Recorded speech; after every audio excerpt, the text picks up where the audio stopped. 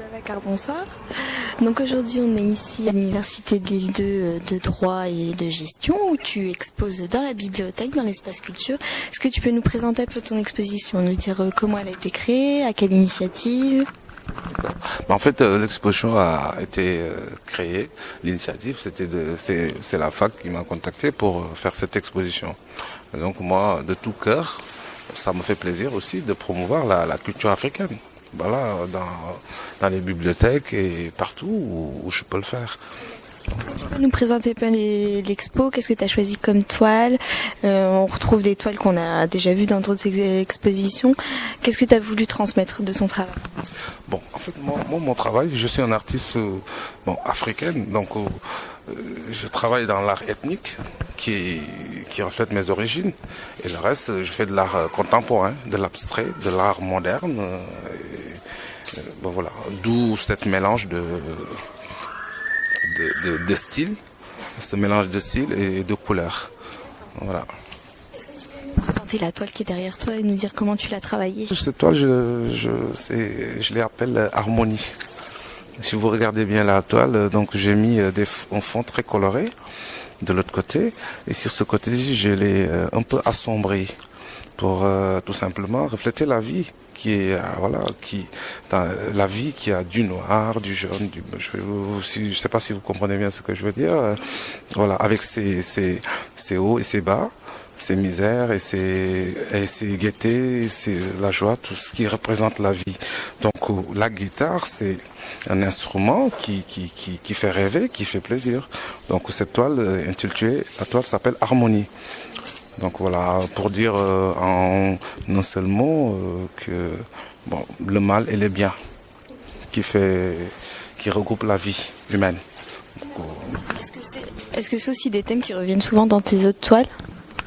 Je vous ai... Des scènes de vie. Alors ça, c'est des scènes de vie. Là, vous voyez l'Afrique comme elle est, avec ses couleurs.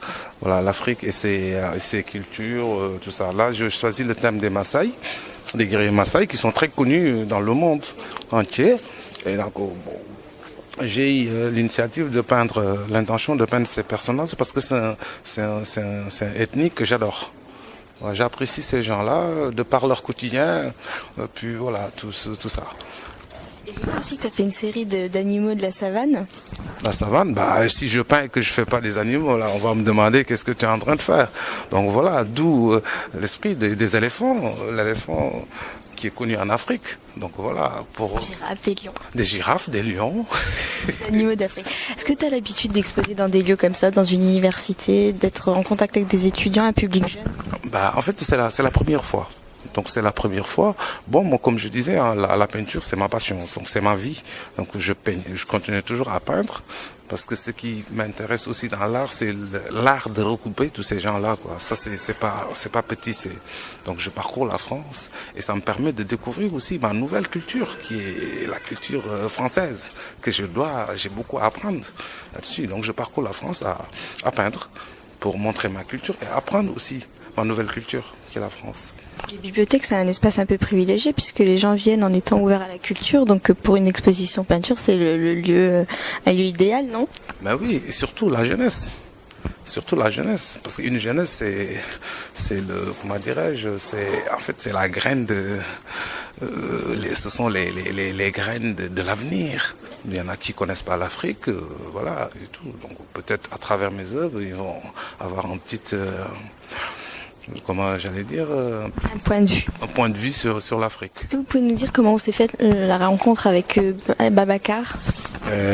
Disons que moi, à côté de mon travail de bibliothèque, je fais un petit peu de calligraphie arabe et j'ai rencontré Babacar une fois lors d'une organisation artistique.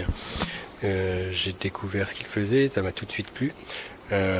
Donc je lui ai proposé gentiment d'exposer sur l'île 2 et il a tout de suite accepté, très gentiment accepté. Est-ce que vous avez fait un choix sur l'exposition culturelle qui est tournée vers la culture africaine? Est-ce que ça a été spécialement pour ça ou est-ce que c'était plus du côté graphique Bah, c'est un peu les deux. Bon, il y a d'abord le côté graphique qui m'a attiré. Hein. C'est vraiment des choses très très belles qu'il fait.